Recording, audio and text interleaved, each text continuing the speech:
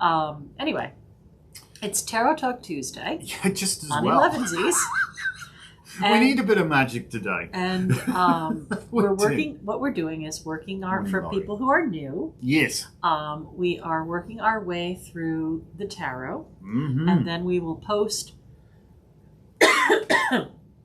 We will post 78 of them, topped and tailed, individual in a tarot things, yes. kind of 101 for people. Yeah, we'll put them up one at a time. We're working through. We've done 30 something.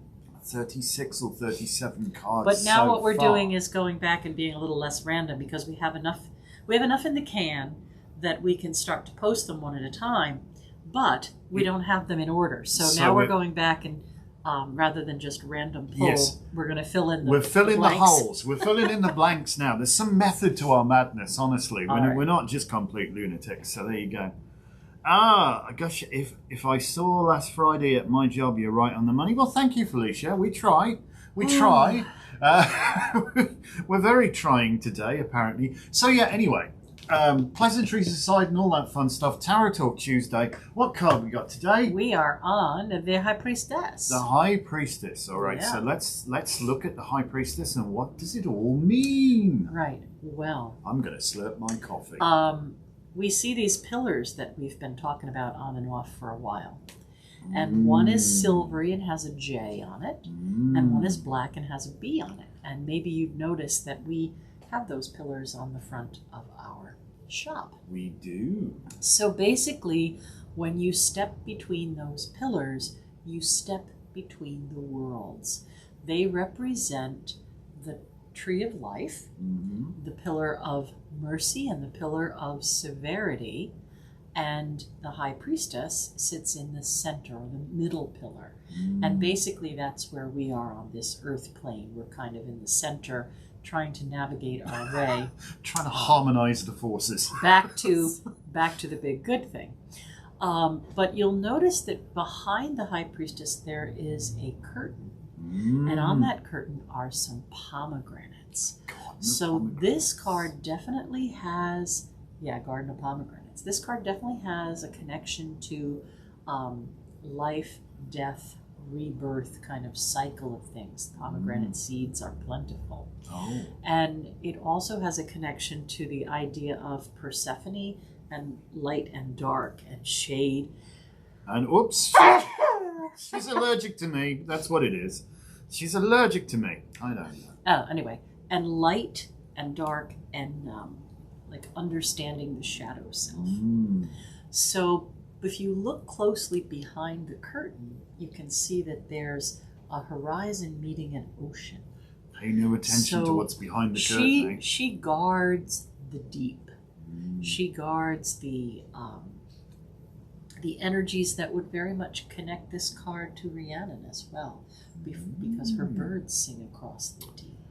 So this is the High Priestess of the secret knowledge. She guards the esoteric and the occult. And on her scroll that she's holding, it says Torah. And she's wearing a triple moon crown. So she understands emotions and she understands all of the secrets. However, she's very selective and she only teaches the people who ask the right questions. You have to ask the right question in the right way. And many times the questions get answered in dream time, which has to do with the subconscious or the deep that sits behind her. Anytime we see a moon on a card, and here we have the 3 phases of the moon and a big crescent at her feet, anytime we see a moon on a card, we know that it's telling us there's a change coming. Something is going to transition, something is going to change, something new is going to be understood. There's going to be a change in perspective.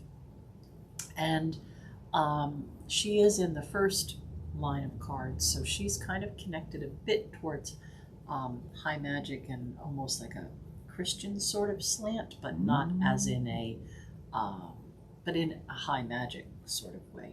Rosicrucian, perhaps. So that's what she has, that cross on her chest. Is it an equal-armed cross? No. It might be. Okay, well, you'll have to talk to Pamela on how she drew it. But anyway, in the Bible, we hear about this priestess who sits on the porch of King Solomon's temple between the pillars of Boaz and Yakin and guards the Ark of the Covenant, which is where all the knowledge is kept. So this card definitely is trying to tell us there's some secret being revealed. There's some knowledge coming. There's something that you're going to become aware of that you weren't aware of before that's going to allow you to change your perspective. All right, your turn. My turn? Goodness gracious me. Go sort your snozzle there, because you look like you're about to have a sneezing fit. So yes, the High Priestess sat between the pillars of the Temple of Solomon and the builders of the pillars of the Temple of Solomon, Boaz and Yakin. Very Masonic sort of traits here.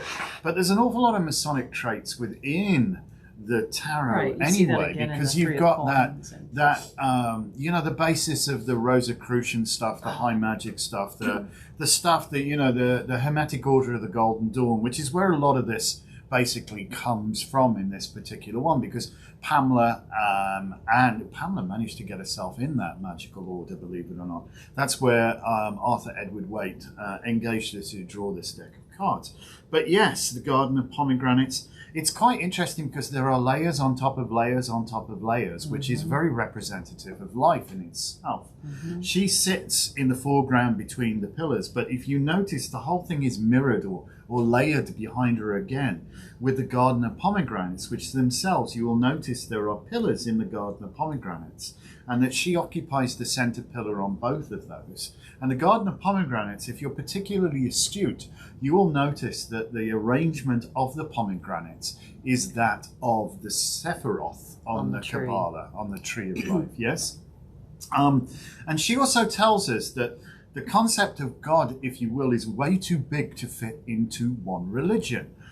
She may have the Wiccan triple goddess symbol above her head there. She's got either the Christian crucifix here, or it could be equally an equal-armed cross, but that has a whole different meaning. We could talk forever about that, and probably will at some point. At some point. At some point.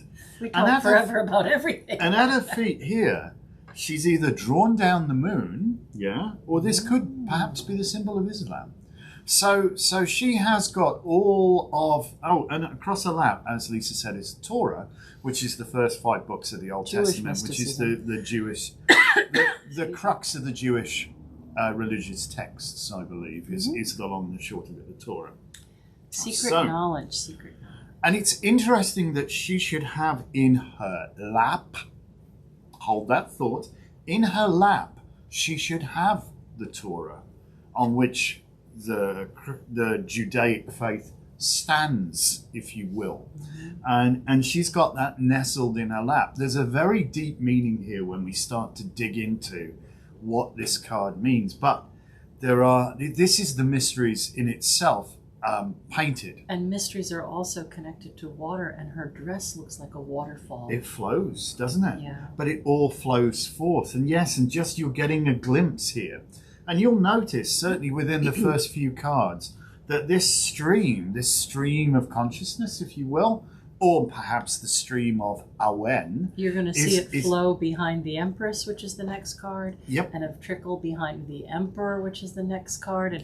And when you get over to the Chariot, there's a little river there behind him. So this flow goes through the first set, the first 7.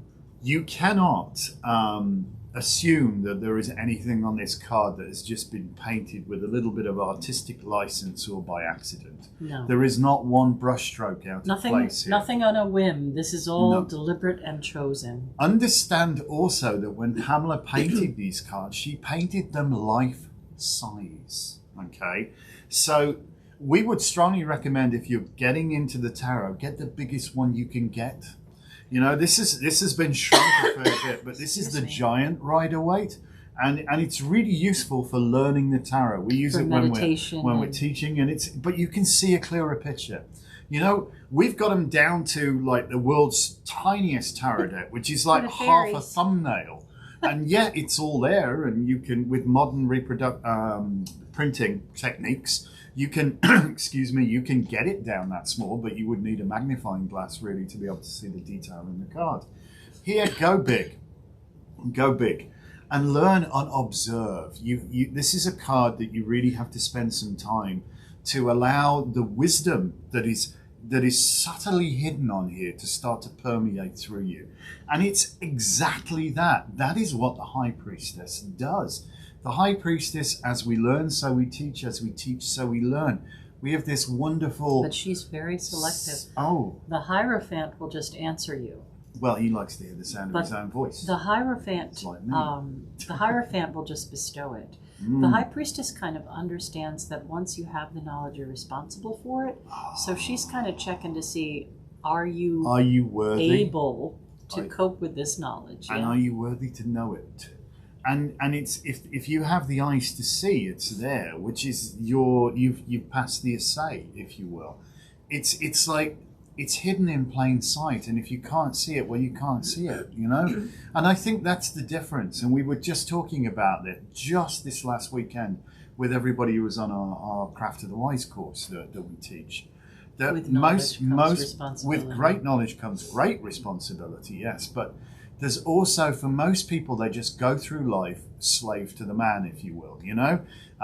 They do their 9 to 5, they do whatever they do for their recreation, have a glass of wine, bit of beer, whatever, you know, they look forward to their holidays. That's it. You know, maybe family's great, you know, but that's it. Their life is purely centered in the mundane. They don't look around them. The High Priestess is asking you to look. The High Priestess is demanding that you look. And yet it's a very, look at her gaze. Just look how it is so fixed. Just looking at her eyes and her expression says, these are important. She's you welcoming you to awaken your psychic senses and know things. And I want to come up with which has Charlotte. been I guess came across and so supposedly said by Taliesin, Awen Aganav, Oduvan Asdagav. In other words, the Owen I sing from the deep, I bring it. And that's what she's doing here. She's bringing forth the mysteries. And they're there for you to see in plain sight if you have the eyes to see, if you have the willingness to look, if you ask the right questions. So the High Priestess is an amazing card. But also she is the mediator between the pillars of severity and mercy. She realizes that these extremes, if you will, have to be controlled and balanced and contained, lest they rip the entire universe asunder, you know? So she's, if you will, what gives form to force, you know? She contains. So you connect this card with Caridwen as well. I connect this with all of the Welsh goddesses. deities. Yeah. Yes, absolutely. The goddess deity, yes, without doubt.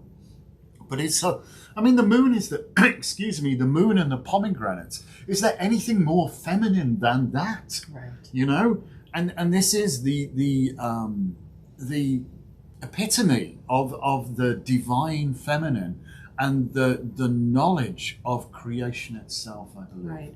Sometimes in a reading, when I see this card and I know that the person, I'm reading for is not going to be open to hearing about their psychic ability to help them discern a problem, I'll talk to them, if they're female, about their women's intuition. Women's intuition. Because sometimes they'll be, if they're there for a psychic reading, but it doesn't always mean that they're very accepting or receptive to occult kind of thoughts. So instead of telling them to pay more attention to their psychic side, I will tell them, use your women's intuition. What is your gut telling you about this situation? Have you heard something that you feel that you don't want to believe because you'd have to take responsibility for it? Things like that. But her eyes are so wide open. I mean, that's it. If you spend some time looking into her eyes, I wager she'll talk to you. She will. This is an incredible card to meditate upon. And one that holds a special place in my heart, without doubt. Seen some lovely comments here. I think, yes, the High Priestess is a wonderful role model. She's not easy. She's not easy, but she's so worth it. Well, anyone who's earned the status of High Priestess in the craft, third degree Wiccan High Priestess, didn't get there by accident. No. And they know what secrets to guard. I always say as well, there's nobody in their right mind would be a High Priestess. You're certifiable if you want to go there. Right. So I'm going to pull cards. So that's that for this card. Yeah. So now we move on, as this is 11s. We're going to do the card of the day, because that was our little bit for Tarot Talk Tuesday. As we say, before we dig into the card of the day, we're going to splice these up and you'll see them. So please do like, comment, and subscribe. Follow it along. We'll put them up as an individual series of all of the cards. And we worked out that it's probably going to be more than 13 hours of us wittering on about the tarot, which is a pretty good course, to be honest. You say that every Tuesday. Well, it's important. And besides which, 13 is important. And you're going to ask me why. No, I'm not. Well, no.